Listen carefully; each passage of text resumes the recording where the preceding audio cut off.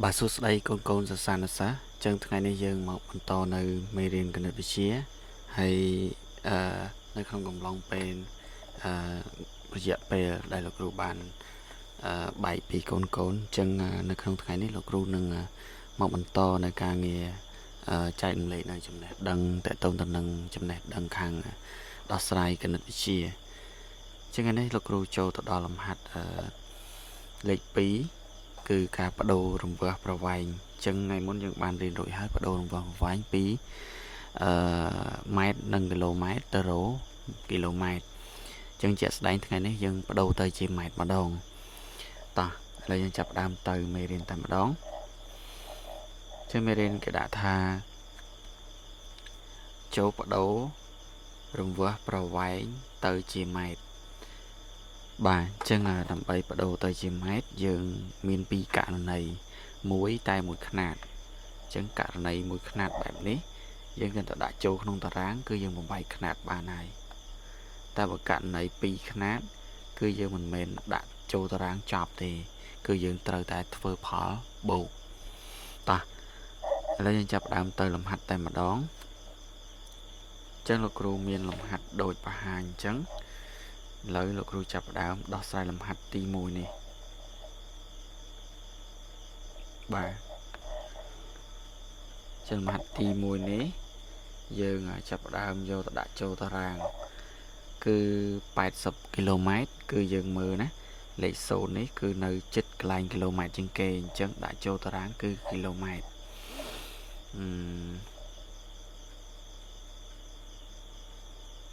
បាទគ្រូសុំដាក់តូចចុះអញ្ចឹងលេខ0គឺគីឡូម៉ែត្រអញ្ចឹងនេះគីឡូម៉ែត្រ0ហើយលេខ8គឺនៅខាងឆ្វេងដៃអញ្ចឹងយើងដាក់ខាងក្រៅមក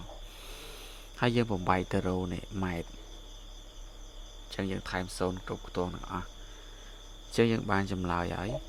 គឺ80000ម៉ែត្រចឹងលោកគ្រូសុំកែមករ៉ាស់ខាងនេះឲ្យអស់នេះមករ៉ាស់ម្ដុំខាងនេះឲ្យអស់បាទកងោកកោខោកកោងោអញ្ចឹងចាំមកទីខខោហើយនឹងចយើងមកដោះស្រាយក្រោយដោយសារតែខាងទីកោខោកោងោនេះសិតតែដាក់ចូលតារាងចេញចម្លើយអញ្ចឹងបន្តមកទៀតយើងមើលຂະຫນាតគីឡូម៉ែត្រគឺលេខ5គឺយើងយកលេខ5ទៅដាក់កន្លែងຂະຫນាតគីឡូម៉ែត្រដាក់លេខ5មកហើយលេខ1គឺនៅខាងឆ្វេងលេខ5អញ្ចឹងដាក់នៅខាងក្រៅក្រៅពីដាក់ហើយយើងបំបែកទៅរ៉ូគីឡូហើយបំបែកទៅរ៉ូម៉ែត្រអញ្ចឹងនេះម៉ែត្រចេះយើងបានហើយចម្លើយគឺ15000ម៉ែត្របាទចប់ទីកោយើងចូលទីងោដូចគ្នាលេខ5នេះគឺជាຂະຫນាតគីឡូម៉ែត្រហើយលេខ5មួយទៀតនៅខាងឆ្វេងគឺនៅខាងក្រៅតារាងហើយយើងថែម0ឲ្យដល់ម៉ែត្រអញ្ចឹងយើងបាន55000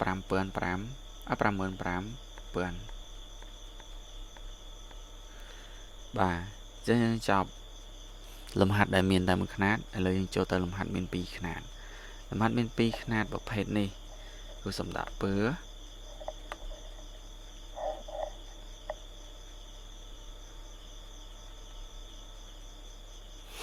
បាទលំហាត់មាន2ຂະຫນាតបែបនេះកូនមើលណាអញ្ចឹងយើងមើលទីចខ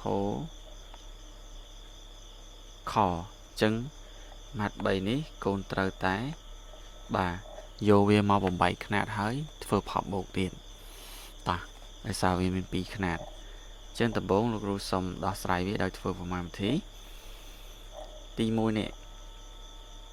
គេចង់បានជាម៉ែត្រអញ្ចឹងបើគេចង់បានជាម៉ែត្រទុកអាណាម៉ែត្រអញ្ចឹង82ទុកម៉ែត្រ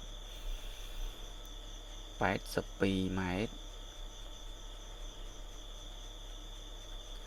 បាទហើយចំណែកឯ45គីឡូម៉ែត្រនេះកូនយកទៅបំបែកតារាងតោះ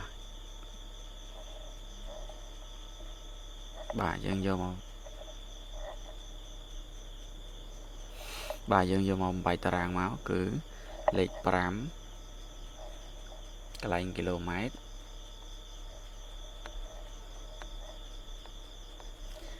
លេខ5នេះគ្រូសេជាប់គ្នារហូត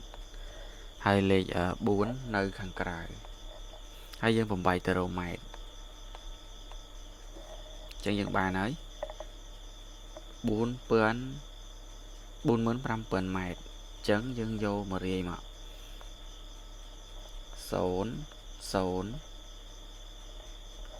0 មួយទៀតហើយលេខ45ហើយយើងធ្វើផលបូកលេខនេះ2នេះចូលគ្នាបាទអញ្ចឹងយើងបានចម្លើយហើយຂະຫນាត់ម៉ែត្រទម្លាក់ចុះអានេះយើងបាន2នេះបាន8 0 5 4បាទអញ្ចឹងចម្លើយទីខគឺ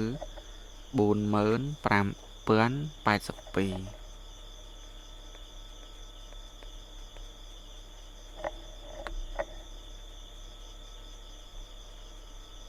បាទអញ្ចឹងចប់ទីខឥឡូវយើងចូលទៅទីខធ្វើដូចគ្នាកូនអញ្ចឹងយក7,700 ម៉ែត្រទុកដែរបាទរួចយើងធ្វើផលបូកនឹង51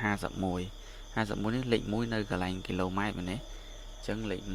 1បាទលេខ5នៅខាងក្រៅអញ្ចឹងថែម0នៅគ្រប់រហូតដល់ម៉ែត្រអញ្ចឹងយើងឃើញចម្លើយ51,000អញ្ចឹង51,000រីខ្ទង់ឲ្យច្បាស់ណាស្ដាំទៅឆ្វេង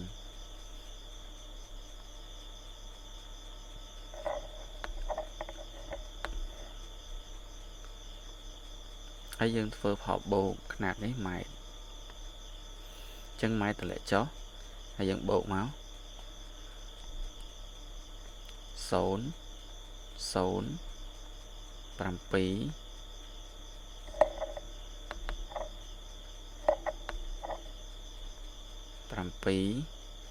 បាន1បាន5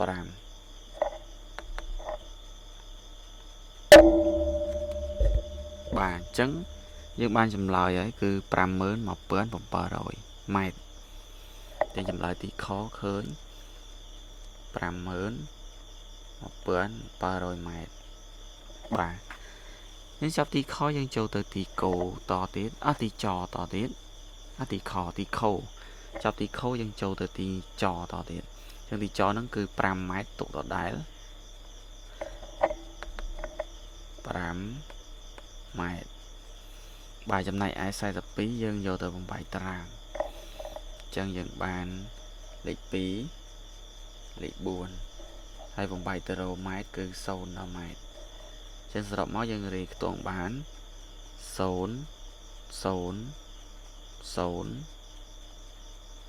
4 2 4ច្រឡំហើយយើងធ្វើផលបូកមកអញ្ចឹងយើងបូកលេខនេះធម្មតាមកលក្ខណៈ5 0 0 2 4ចឹងខ្ញុំឃើញចម្លើយ42,500បាទអញ្ចឹងចំពោះលំហាត់ទាំង6នេះលោកគ្រូសុំកែរយៈពេលប៉ុណ្ណឹងហើយបើសិនជាកូនមានចម្ងល់អ្វីសូមកូនខមមិននៅក្រោមវីដេអូរបស់លោកគ្រូហើយលោកគ្រូនឹងព្យាយាមស្វែងរកដំណោះស្រាយជូនកូនរាល់លំហាត់ដែលកូនឆ្ងល់ហើយនឹងស្វែងរកពេលវេលាដើម្បីថតវីដេអូជូនហើយបើសិនជាកូនគិតថាការបង្រៀនរបស់លោកគ្រូមានប្រយោជន៍សម្រាប់កូនហើយនិងមិត្តភ័ក្តិកូនអាច share វីដេអូរបស់លោកគ្រូទៅកាន់បណ្ដាញសង្គមផ្សេងៗទៀតបានដូចជា Facebook TikTok ឬក៏ Telegram ឬក៏ chat Messenger អីជាដើមអរគុណច្រើនបាយបាយជួបគ្នាវីដេអូក្រោយ